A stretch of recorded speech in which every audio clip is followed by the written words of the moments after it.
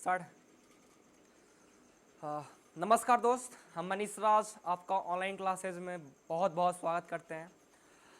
आप हमें ऑनलाइन पढ़ने के लिए यूट्यूब पे मार्क्स सर्च कर सकते हैं।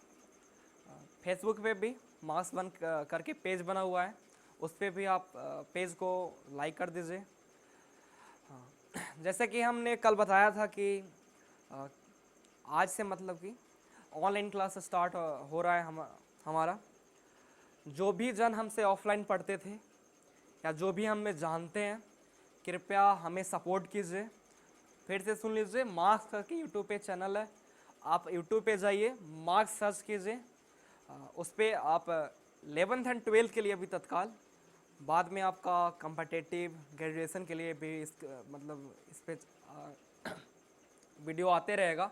अभी तत्काल 11th और 12th का मैथ का समानता सॉल्यूशन इस पे मिलेगा। तो कृपया जो भी हमसे पढ़े हैं पहले सपोर्ट कीजिए इस चैनल को। यूट्यूब पे जाइएगा, मार्क्स करके चैनल है। चलिए हम लोग सबसे पहले ऑफलाइन के बारे में बात कर लेते हैं। ऑफलाइन में जो भी जन हमसे पढ़े थे, लगभग उसमें हमने पढ़ाया था, वेक्टर को समाप्त किया था, 3D पढ़ाया था। 3D में कुछ हो चुका था, पूरा 3D नहीं हुआ था, उसमें प्लेन बचा हुआ था 3D में। बहुत सारे लोग मैसेज कर रहे थे कि सर ऑनलाइन पढ़ाइए, तो हम लोग मतलब सोचे कि चलो पढ़ा लेते हैं ऑनलाइन। अभी तो थोड़ा थोड़ा दिक्कत है, कैमरा वगैरह लगभग देखिए, एक बहुत सारा स्टूडेंट को पढ़ाना, वहाँ पे हमको अलग फील, एक आप मशीन के सामने जैसे खड़ा होकर पढ़ाना, लग रहा है एकदम जैसे मुस्मा जैसन फीलिंग। हाँ, तो आगे आने वाले मतलब 5 से 6 दिन में हम सही हो जाएंगे। धीरे धीरे जैसे क्लास में पढ़ाते थे उसी तरह से पढ़ाने लग जाएंगे। सबसे पहले हम लोग चैप्टर के बात कर लेते हैं जो हम 12th में पढ़ाने वाले हैं, समंत, जो आपका एग्ज़ाम के भी उससे इम्पॉर्टेंट है। सबसे पहले हम लोग बात कर लेते हैं चैप्टर का। चैप्टर में पढ़ने वाले हैं फर्स्ट बुक, उसमें 2 बुक है, first and second, 12th board exam के लिए खास करके। फर्स्ट बुक में सबसे पहले हम लोग के पढ़ना है relation and function. Relation and function, ठीक है। उसके बाद है आपका इनवर्स ट्रीगो फंक्शन, इसको ITF हम लोग बोल लेते हैं, चलो शॉर्ट फॉर्म, बड़ा नाम लिखने से बच रहे हैं, ITF। उसके बाद आपका है मैट्रिक्स, मैट्रिक्स, ठीक है। डिटर्मिनेंट, डिटर्मिनेंट, ठीक है। उसके बाद हम लोग डिफरेंशिएशन, डिफरेंशिएशन का अनुप्रयोग है। उसके बाद हम लोग पढ़ लेंगे इसी में इंटीग्रेशन, आगे इंटीग्रेशन। उसके बाद आपका पढ़ना है आपका area under curve, area under curve. उसके बाद हम लोग के पढ़ना है डिफरेंशियल इक्वेशन, डिफरेंशियल इक्वेशन। उसके बाद हम लोग के पढ़ना vector, 3D, LPP, linear programming. और आखिरी में हम लोग पढ़ने वाले हैं प्रोबेबिलिटी।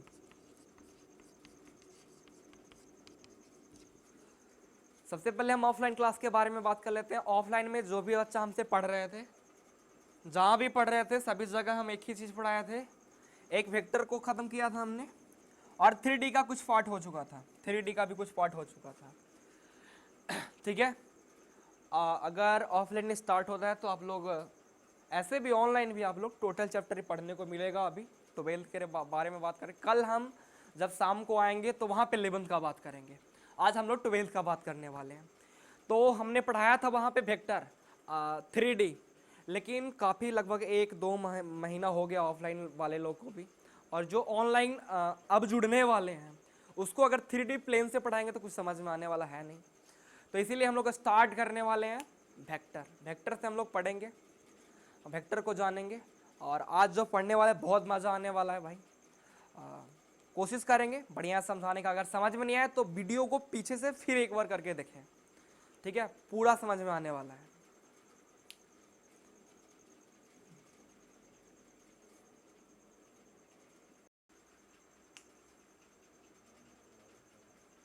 चलिए तो स्टार्ट करते हैं वेक्टर अलजेब्रा को। हिंदी में इसको हम लोग बोलते हैं, चलो हिंदी मीडियम वाला भी बहुत सारा लोग है, हिंदी में इसको बोलते हैं सदिश बीजगणित, सदिश बीजगणित, ठीक है। इसका प्रयोग सामान्यतः जो किए थे विलियम हैमिल्टन एंड ग्रासमैन करके थे। इन्होंने मतलब प्रयोग करना स्टार्ट किया वेक्टर अलजेब्रा को। आगे चल के इसका प्रयोग इंजीनियरिंग के क्षेत्र में, अप्लाइड मैथमेटिक्स के दूसरे शाखाओं में, आगे चल के मैथ में इसका बहुत बेहतरीन प्रयोग भी हुआ। ऐसे सभी जो फिजिकल क्वांटिटीज, ऐसे आप लोग फिजिक्स में भी 11th में ही बहुत ज़्यादा पढ़ चुके होंगे वेक्टर के बारे में, लेकिन हमको पढ़ना है यहाँ भी 12th के सिलेबस में भी है, मैथ के सिलेबस में, तो हम लोग इसको दोबारा से पढ़ते हैं। सामान्यतः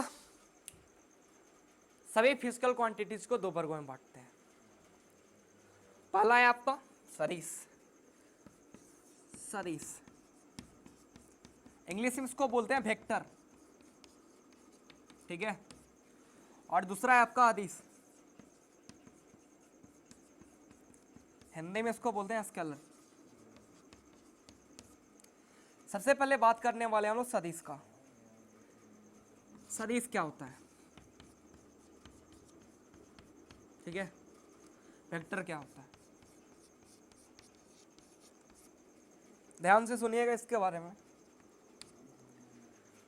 वैसा फिजिकल क्वांटिटीज, वैसा भौतिक राशि जिसमें दो चीज हो। पहला परिमाण, फर्स्ट इसमें परिमाण, इंग्लिश में इसको बोलते हैं मैग्नीट्यूड।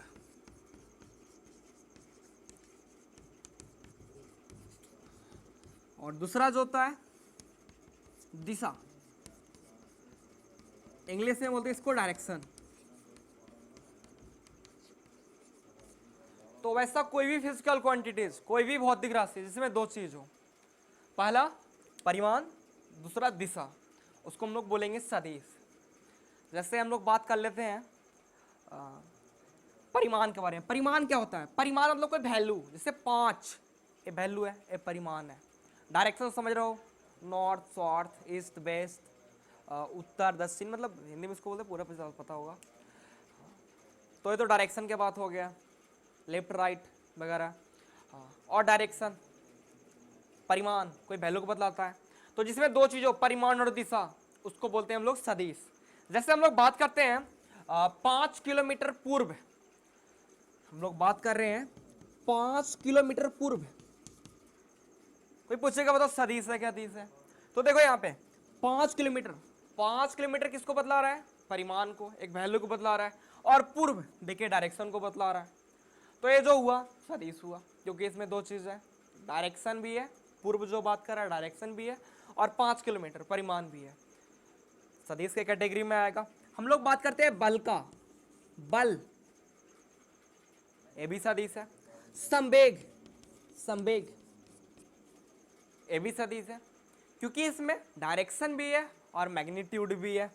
हम लोग बात करते हैं वेग का, वेग ये भी आपका सदिश के कैटेगरी में आएगा।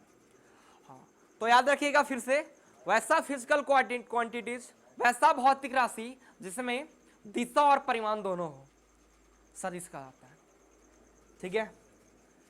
नेक्स्ट बात करते हैं हम लोग अदिश के बारे में, ठीक है। इंग्लिश से बोलते हैं इसको स्केलर। अदिश क्या होता है, तो वैसा फिजिकल क्वांटिटी जिसमें केवल एक ही चीज हो। एक ही चीज मतलब क्या हो भाई, जिसमें केवल परिमाण हो, जिसमें केवल मैग्नीट्यूड हो, जिसमें केवल मैग्नीट्यूड हो, क्या कहलाता है, अदिश कहलाता है। जैसे अभी हम केवल बात करें 5 किलोमीटर, भाई 5 किलोमीटर जो है ना, एक डिस्टेंस को बतला रहा है, दूरी। तो दूरी तो दिशा तो है उसमें, चलो मान लेते हैं दूरी में दिशा नहीं है, किसी मतलब कोई भी मतलब किधर भी जा सकते हैं 5 किलोमीटर, मतलब इसमें डायरेक्शन का बात नहीं कर रहा, केवल क्या है इसमें परिमाण। हमने लिख दिया 5 ग्राम 40 डिग्री। ये सब जो आप एग्जांपल देख रहे हो, इसमें आपका केवल मैग्नीट्यूड दिखेगा, इसमें डायरेक्शन नहीं है। तो वैसा कोई भी फिजिकल क्वांटिटीज, कोई भी भौतिक राशि जिसमें केवल परिमाण हो, अदिश कहलाता है। फिर से सुनिएगा, वैसा कोई भी फिजिकल क्वांटिटी जिसमें डायरेक्शन और मैग्नीट्यूड दोनों हो, सदिश कहलाता है। और जिसमें केवल मैग्नीट्यूड हो, अदिश कहलाता है। चलिए हम लोग आगे स्टार्ट करते हैं। Notation of A vector.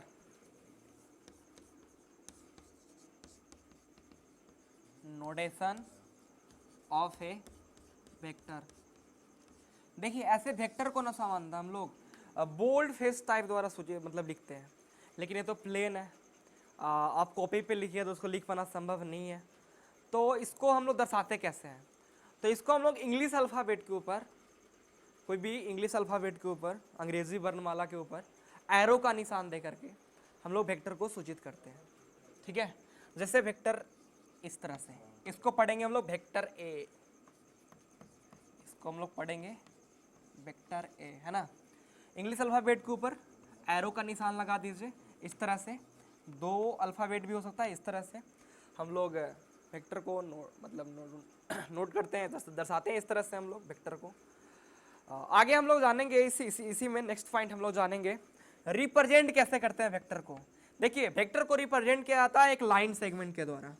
ठीक है, एक लाइन सेगमेंट के द्वारा। सपोज अगर इस पॉइंट का नाम एम है और इस पॉइंट का नाम के है, तो ये जो डिस्टेंस है ये परिमाण को बतलाता है, और इसमें इस तरह डायरेक्शन बतला सकते हो। इसका जो दिशा है एम से के की तरफ है, यानी इसको इस तरह से लिख सकते हैं एम के वेक्टर। ये बताता है इसका डायरेक्शन जो है एम से के की तरफ है, और ए जो है लाइन सेगमेंट, ये जो पूरा डिस्टेंस है परिमाण को बतलाता है, और डायरेक्शन एम से के तरफ। तो वैसा कोई भी फिजिकल क्वांटिटी अभी बात कर रहे थे जिसमें डायरेक्शन के साथ साथ मैग्नीट्यूड हो, क्या कहलाता है? सदिश कहलाता है। तो इस तरह से हम लोग रिप्रेजेंट करते हैं वेक्टर को। ठीक है, आगे हम लोग जानते हैं, देखिएगा इसको समझता हम लोग अभी बात कर रहे थे कि इंग्लिश अल्फाबेट के ऊपर एक भी उसके ऊपर एरो का निशान लगाकर हम लोग वेक्टर को सूचित किया करते हैं। आगे हमको पढ़ना है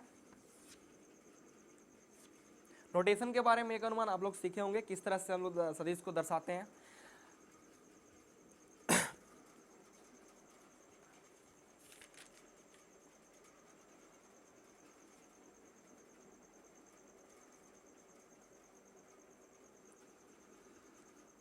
इस पॉइंट इस रेखाखंड में हम लोग एम को बोलते हैं इनिशियल पॉइंट, और इसको बोलते हैं हम लोग टर्मिनल पॉइंट। इनिशियल पॉइंट कहने का मतलब एम जो है प्रारंभिक बिंदु है, और के जो है आपका अंतिम बिंदु है। इनिशियल पॉइंट को स्टार्टिंग पॉइंट भी आप लोग मतलब बोल सकते हैं, और ये अंतिम पॉइंट एंड पॉइंट है आपका। तो आगे हम लोग इसी में आगे बढ़ते हैं। आगे हमको पढ़ना पोजीशन वेक्टर के बारे में जानते हैं। नेक्स्ट पॉइंट है आपका पोजीशन वेक्टर। क्या होता है पोजीशन वेक्टर?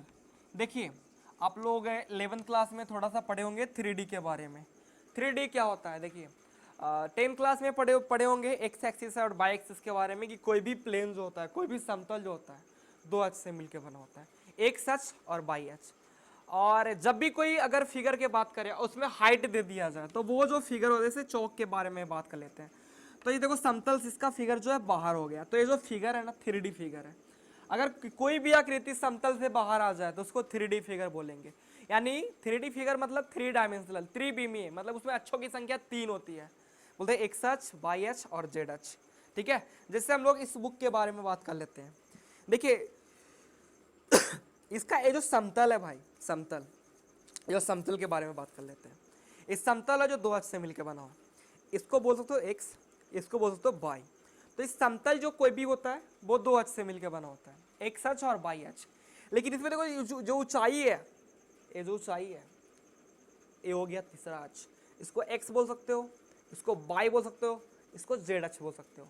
हमने 11th में से कुछ पढ़ाया था जो ऑफलाइन हमसे पढ़े होंगे, और जो नया 11th स्टार्ट है उसको भी पढ़ाया जाएगा बहुत जल्द। हम कल शाम को मिलने वाले हैं आप लोग से 11th का नया चैप्टर को लेकर के। सबसे पहले हम लोग इसके बारे में जान लेते हैं, पोजीशन वेक्टर। देखिए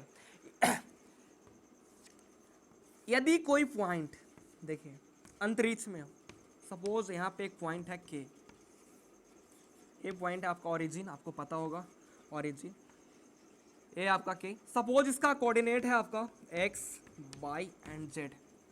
ठीक है, तो किसी भी बिंदु का हम लोग पोजीशन वेक्टर मूल बिंदु के सापेक्ष निकालते हैं, ओरिजिन के सापेक्ष। ठीक है, इसको इस तरह से नोट लिख सकते हैं, इस तरह से, इसको ओके। ठीक है, ये आपका पोजीशन वेक्टर हो गया। सपोज एक और पॉइंट है यहाँ पे, सपोज ए हम ले लेते हैं, इस पॉइंट का नाम ए है, तो इसका पोजीशन वेक्टर हो गया ओ ए। किसी भी पॉइंट का पोजीशन वेक्टर हमेशा मूल बिंदु के सापेक्ष निकाला जाता है, ठीक है। और भी पढ़ लेते हैं, चलो हम सपोज यहाँ पे अंतरिक्ष में एक पॉइंट बी ले लिए, तो इसका पोजीशन वेक्टर आप लोग लिख सकते हैं O B vector, O B vector, ठीक है। हाँ,